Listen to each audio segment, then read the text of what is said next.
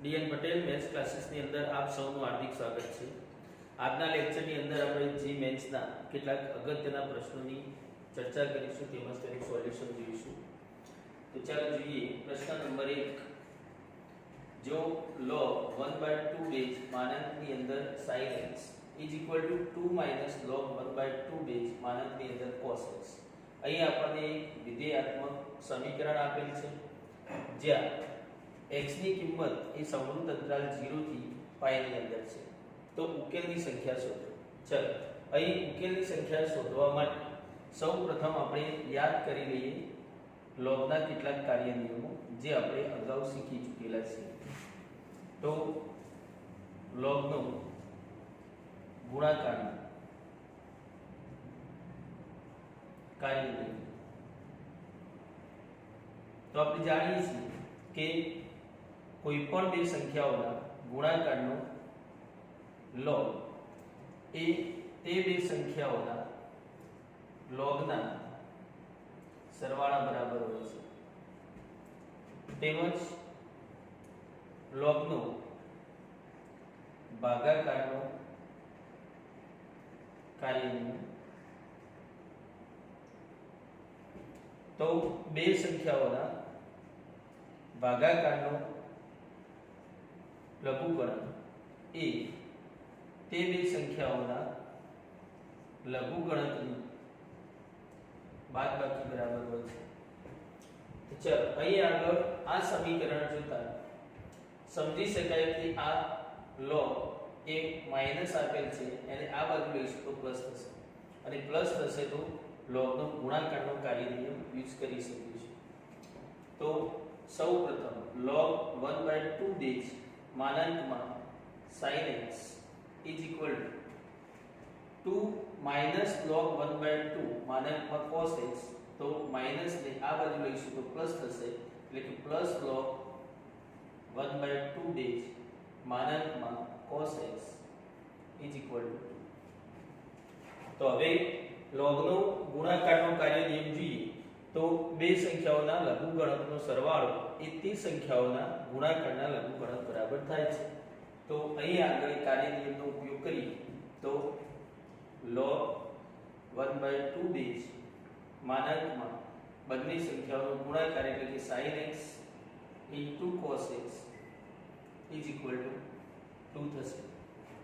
ચલો હવે જોઈએ તો અગાઉ આપણે શીખી ગયા કે લઘુગણક સ્વરૂપનું સ્વરૂપ આપવું હોય તો લઘુગણક સ્વરૂપમાંથી ઘાતાંકીય સ્વરૂપમાં જવું પડે અને એ વસ્તુ આપણે અગાઉ શીખી ગયા છીએ કે log x a base is equal to b હોય તો તેને ઘાતાંકીય સ્વરૂપમાં ફેરવીએ તો a raised to b is equal to x e raised to b is equal to x થશે।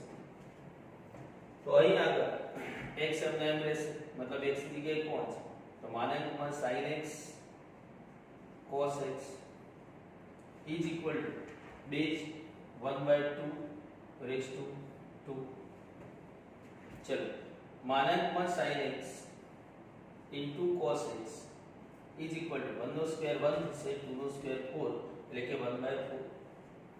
હવે ત્રિકોણમિતિની અંદર આપણે શીખી ગયા છીએ कि sin 2x is equal to 2 sin x into cos x।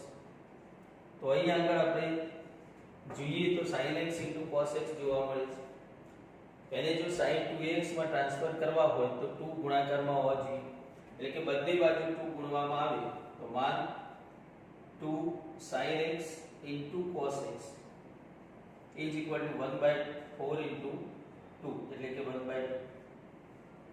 चलो 2 sin x into cos x એટલે કે sin 2x તો માનાંકની અંદર sin 2x is equal to 1/2 થશે।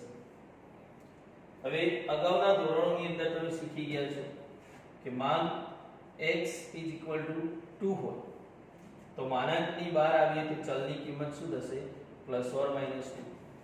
તો તેવી જ રીતે અહીં માનાંકમાંથી બહાર આવીએ તો sin 2x ની કિંમત શું થશે પ્લસ ઓર માઈનસ 1/2। ચલો મેળવવું શું છે ઉકેલની સંખ્યા એટલે કે ચલ x ની કિંમતોની કેટલી સંખ્યા મળશે ચલ x ની કિંમત એટલે કે ઉકેલ અને એ ઉકેલની સંખ્યા શોધવી છે. તો એના માટે જોઈએ તો અહીં આગળ શરત શું આપેલ છે કે x belongs to સમૃદ્ધ અંતરાલ 0 થી π એટલે કે 0 less or equal to x less or equal to π. પરંતુ અહીં જોઈએ તો x ની જગ્યાએ 2x છે એટલે કે 2 ગુણવામાં આવે તો 0 less or equal to 2x less or equal to 2π થશે. એકમ વર્તુળમાં જોઈએ તો 0 થી ધન દિશામાં ચાલીએ તો 0 થી π/2 π 3π/2 2π એટલે કે એક પરિભ્રમણ પૂર્ણ થાય છે. તો એક પરિભ્રમણ દરમિયાન sin 2x ની કિંમત +1/2 અને -1/2 કેટલી વખત આવશે? તો +1/2 આપણે જાણીએ છીએ કે sin પહેલા ચરણની અંદર +1 તો એક 1/2 ત્યાં આવશે. બીજા ચરણમાં પણ +1 તો એક 1/2 અહીં આવશે. ત્રીજા ચરણમાં sin -1 તો -1/2 અને ચોથા ચરણમાં પણ એટલે -1/2. મતલબ એક પરિભ્રમણ દરમિયાન ઉકેલની સંખ્યા કેટલી થશે? તો 1 2 3 અને 4. મતલબ અહીં આગળ આપેલ પ્રશ્નની અંદર ઉકેલની સંખ્યા શોધવાની કહે છે. તો ઉકેલની સંખ્યા આન્સર ઉકેલની સંખ્યા કેટલી થશે? 4.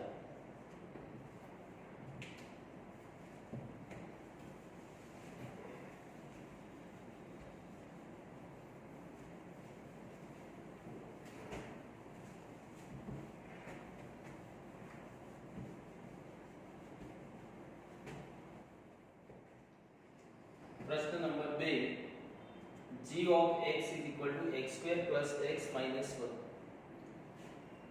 વિધેય g એ દ્વિઘાત બહુપદી વિધેય છે અને g of f of x એટલે કે g અને f નું સંયોજન એ પણ દ્વિઘાત બહુપદી વિધેય છે 4x2 10x 5.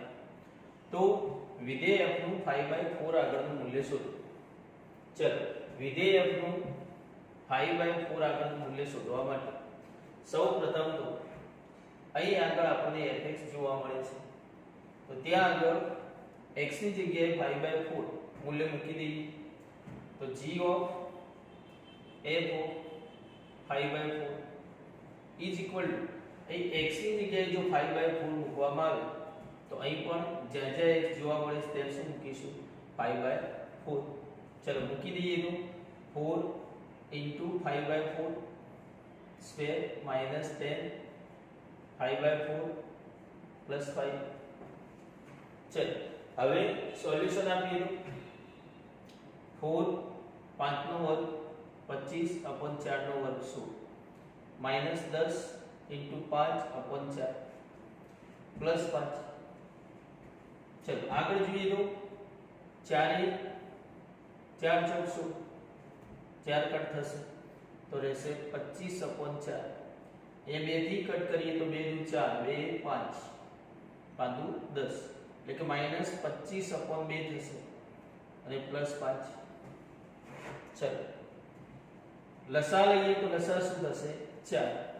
25 ના છેદમાં 4 જોવા મળે છે એટલે 25 એમ 25 ના છેદમાં 2 છે તો 2 ગુણાશે એટલે કે 50 પ્લસ 5 ના છેદમાં 1 છે તો 4 ગુણાશે એટલે 5 × 20 એટલે કે 25 + 20 45 - 50/4 તો કેટલા થશે? 45 માંથી 50 જાય તો -5/4 એટલે કે g of f of 5/4 નું મૂલ્ય થશે -5/4.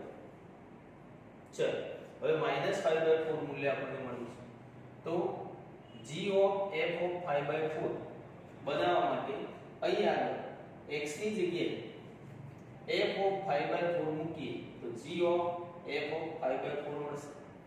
તો g of f of 5/4 એટલે કે x ની જગ્યાએ જો f of 5/4 મૂકીએ તો અહીં જે x જોવા મળે ત્યાં શું મૂકીશું? f of 5/4 तो is equal to f of 5/4 નો square plus f of 5/4 minus 1 તો ચાલો એનો મતલબ કે આ જે g of f of 5/4 જોવા મળે છે એની જગ્યાએ આપણે હવે g of f of 5/4 એની જગ્યાએ આપણે હવે આ મૂકી શકીએ તો ચાલો મૂકી દઈએ એનું f of 5/4 નો square plus f of 5/4 minus 1 is equal to minus 5/4 થશે માઈનસ 5/4 એને આ બાજુ લઈ લઈએ તો f of 5/4 નો square plus f of 5/4 minus 1 minus 5/4 આ બાજુ આવશે તો પ્લસ 5/4 થશે ઇઝ ઇક્વલ ટુ 0 છે f of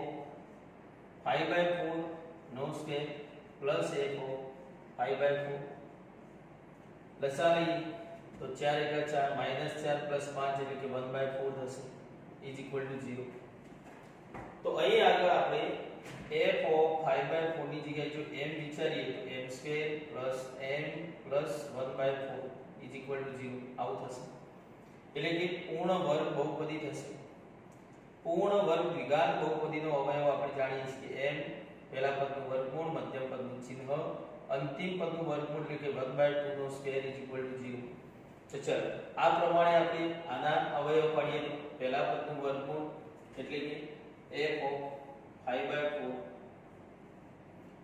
મધ્યમ પદનું ચિહ્ન એટલે કે પ્લસ અંતિમ પદનું વર્ગમૂળ 1/4 નું વર્ગમૂળ 1/2 નો વર્ગ બરાબર 0 થશે બંને બાજુ રૂટ લેવામાં આવે તો વર્ગ કેન્સલ થશે એટલે કે f of 5/4 plus 1/2 is equal to 0 આ 1/2 ની સામે લઈએ તો f of 5/4 is equal to -1/2 થશે તો પ્રશ્નની અંદર જોવામાં આવે તો શું માંગેલ હતું વિધેય f નું 5/4 આગળનું મૂલ્ય તો ચલો વિધેય f નું 5/4 આગળનું મૂલ્ય કેટલું થશે 1/2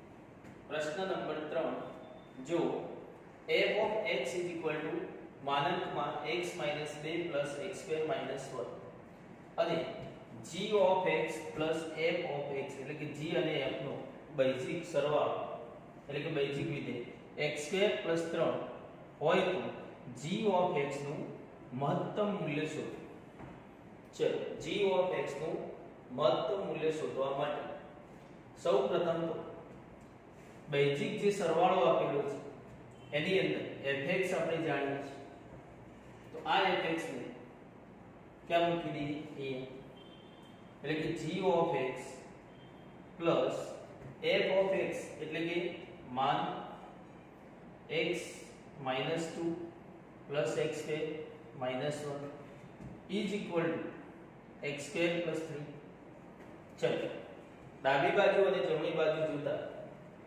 x² સમાન જોવા મળે છે કેન્સલ થશે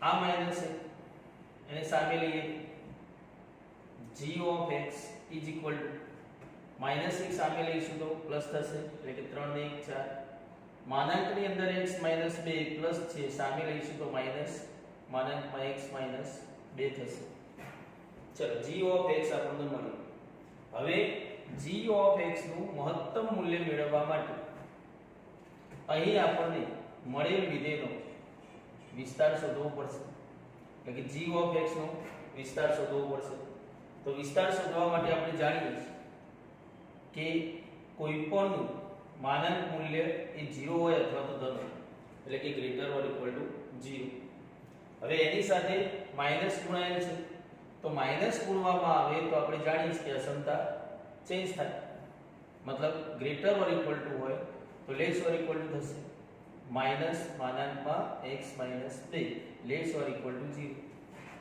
હવે જોઈએ તો એની સાથે 4 પ્લસ થયેલા છે તો બંને બાજુ 4 પ્લસ કરી તો 4 માઈનસ માનાંકમાં x - 2 less or equal to 4. હવે જો જોવામાં આવે તો 4 માઈનસ માનકમાં x માઈનસ 2 એ કોણ છે?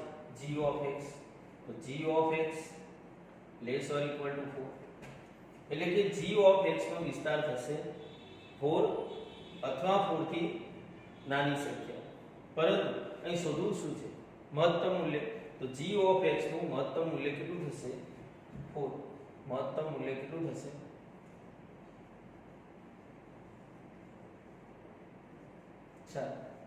તો આ પ્રશ્નનો આન્સર થશે 4.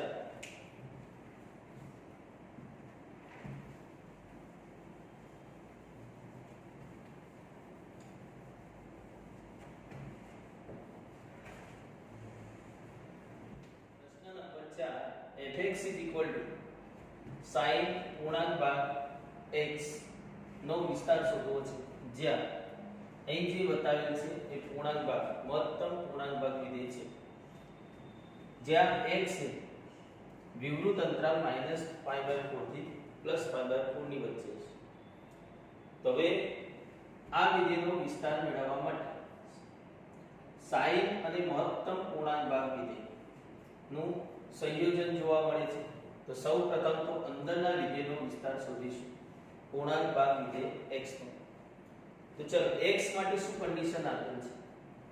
તો -π/4 less than x less than +π/4.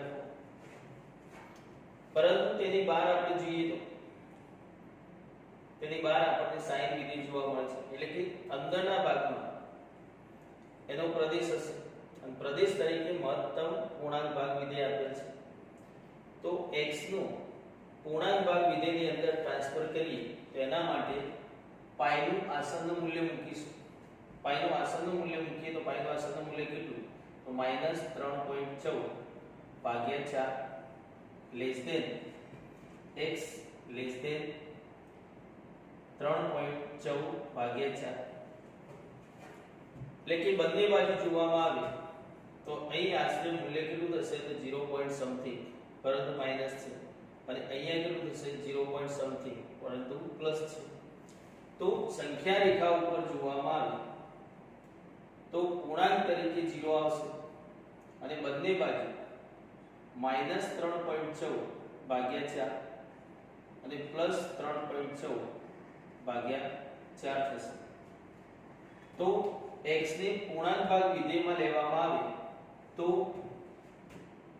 કયો ભાગ આવશે? તો આ ભાગ આવશે, કારણ કે પૂર્ણાંક આવશે જવાબ તરીકે, અને પૂર્ણાંક 0 ક્યારે આવી શકે? તો 0 લેસ ઓર ઇક્વલ ટુ પૂર્ણાંક ભાગ x લેસ ધેન પૂર્ણાંક ભાગ વિધેય પૂર્ણાંક સુધી ગણાય છે, એટલે એના પછીનો પૂર્ણાંક ક્યાં સુધી આવે? તો 1 સુધી. ક્યાં સુધી આવે? 1 સુધી. તો લેસ ધેન 1 થી નાની સંખ્યા થશે 3.14 ભાગ્યા 4, એટલે કે 0 લેસ ઓર ઇક્વલ ટુ પૂર્ણાંક ભાગ x લેસ ધેન 1.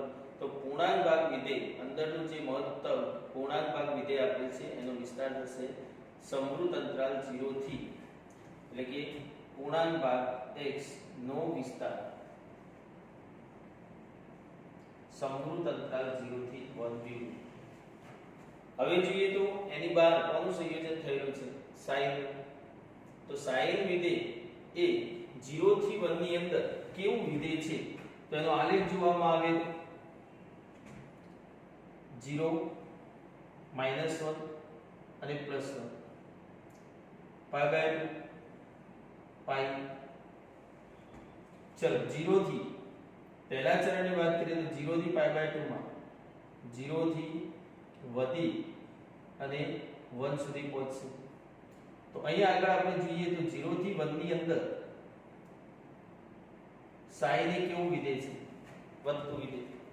અને વધતું વિધેય હોય તો અસમતા ચેન્જ થતી નથી, એટલે કે sin લેવામાં આવે તો sin પૂર્ણાંક ભાગ વિધેય x નો વિસ્તાર જોવામાં આવે તો સમૃદ્ધ અંતરાલ sin 0 sin 1 વિવૃત અંતરાલ, અસમતા ચેન્જ થશે નહીં. ઇઝ ઇક્વલ ટુ sin 0 નું મૂલ્ય આપણે જાણીએ છીએ કેટલું થશે? 0, પરંતુ sin 1 એમ નામ રહેશે વિવૃત અંતરાલ. એટલે કે અહીં આગળ માગેલ વિસ્તાર કેવો થશે? સમૃદ્ધ અંતરાલ 0 થી 60 વધ વિવૃત અંતરાલ.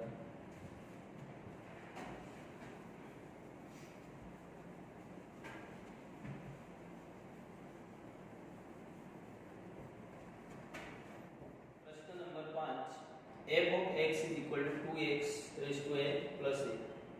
એક સંબંધ સૂત્ર આપેલું છે.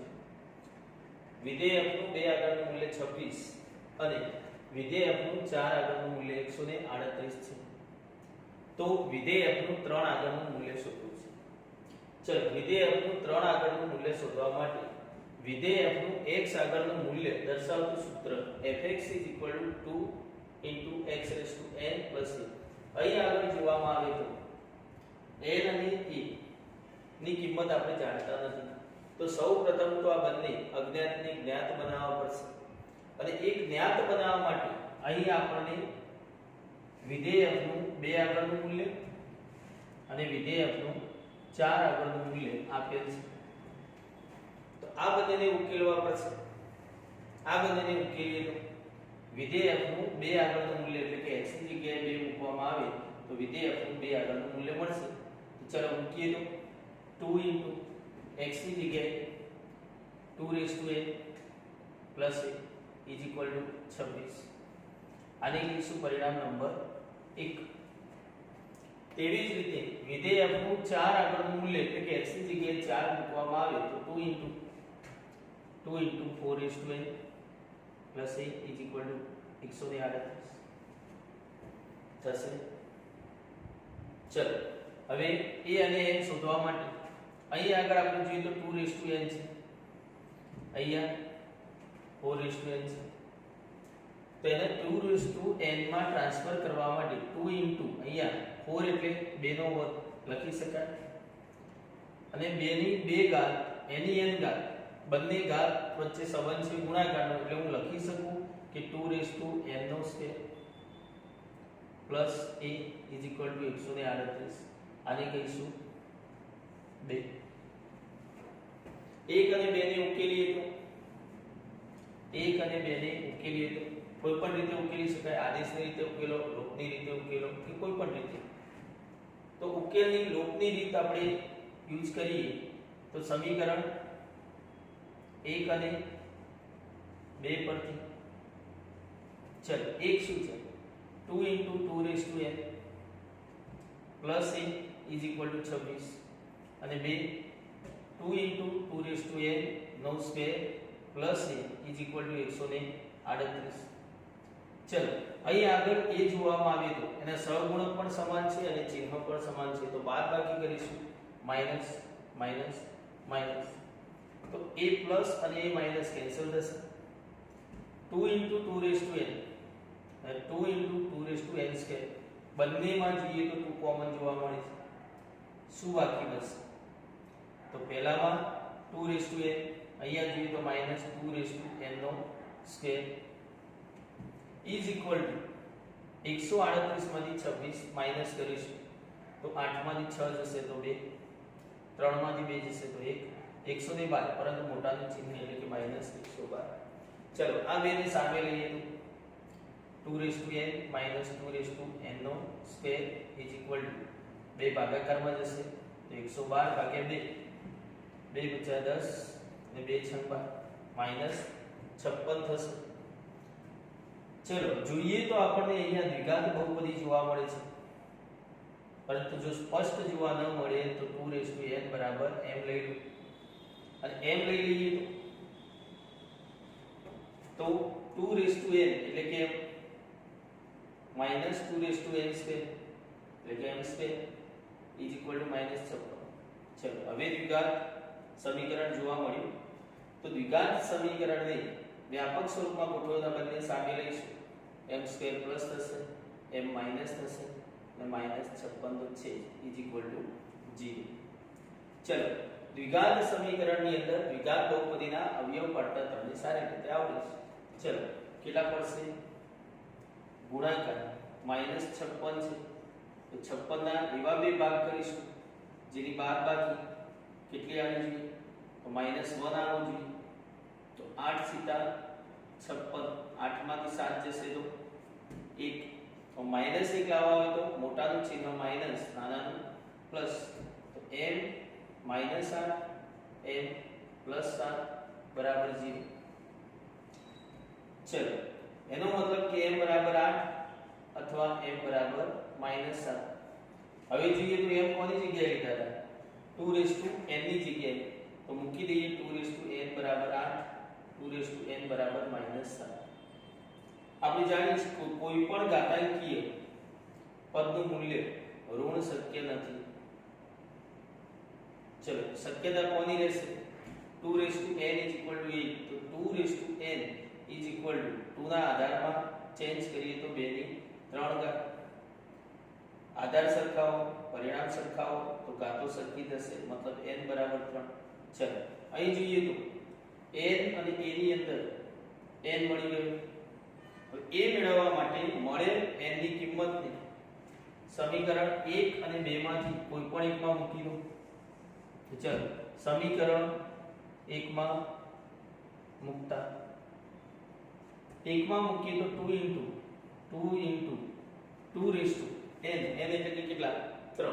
તો 3 પ્લસ 1 બરાબર 26. 2 ની 3 ઘાત કેટલા થશે? 8. 8 ગુણ્યા 2 એટલે 16 પ્લસ 1 બરાબર 26. 16 સામે જશે માઈનસ થશે એટલે કે 26 માઈનસ 16 કેટલા થશે? 10. તો a થયા 10, n થયા 3. બંને જ્ઞાત થઈ ગયા. બંનેને અહીં મૂકી દઈએ તો fx બરાબર 2 into x raised to 3 x cube plus 10. ચલો fx આપણને મળી ગયું. હવે વિધેય f નું 3 આગળનું મૂલ્ય શોધવું છે, એટલે કે x ની જગ્યાએ કેટલા મૂકીશું? 3. x ની જગ્યાએ 3 મૂકીએ તો f of 3 બરાબર 2 into 3 ની 3 ઘાત પ્લસ 10. 3 ની 3 ઘાત એટલે 27, 27 દુ 54, 54 પ્લસ 10 કેટલા થશે? 64. તો વિધેય f નું 3 આગળનું મૂલ્ય કેટલું મળશે? 64.